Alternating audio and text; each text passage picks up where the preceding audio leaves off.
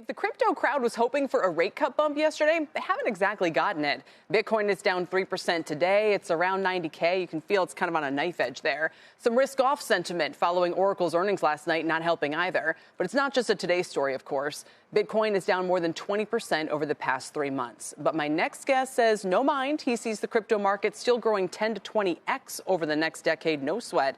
And he just launched a new crypto ETF. Here on set with me is Hunter Horsley, the CEO of Bitwise Asset Management. It's great to have you here. Great to be with you. Again, for those of us who are get a little, there's Bitwise and Bit this and Bit that. Yeah. So what is it that your ETF offers? Sure, yeah. So Bitwise is one of the largest crypto asset managers in the world. We manage $15 billion.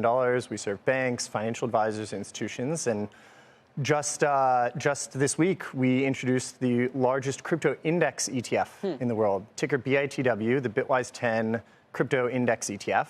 So it's a little bit of everything in the crypto space. Bitcoin, Ether. Exactly, Kelly. For so many investors, they're busy. There's a million things going on. You're talking about it on the show. They're trying to grapple with markets and the different parts of their portfolios.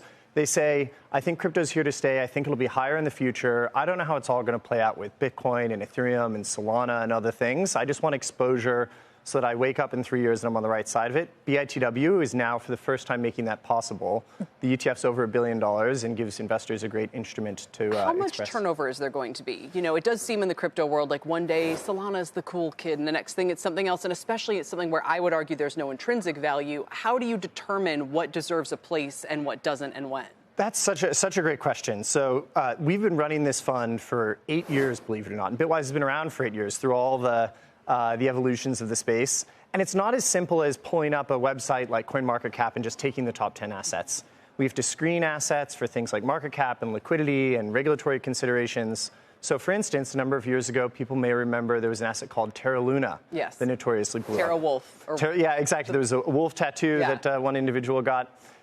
That grew to be a top 10 asset by market cap, but we never allowed it into the Bitwise 10 index. So you do have to do extra work in this space to understand the assets, but you can. Yeah. And the track record of BITW, I think, gives investors a lot of confidence that it will navigate and produce the most highly valued assets. Look, Polkadot, I don't know if that's down 11% today. I mean, broadly speaking, why do you think the crypto complex is under pressure? I wrote a little bit about this in the newsletter today. You can show the QR code if you want to read about it. Just kind of what did the Fed actually do and how accommodative was it really? But it's nevertheless, you see small caps going. You see a lot of all-time highs in the market today, and crypto's not participating. Yeah. And I thought the write-up that you did was great. The Qs are down today. I think that the market in general is a little unsure where things are going writ large, and then crypto as well.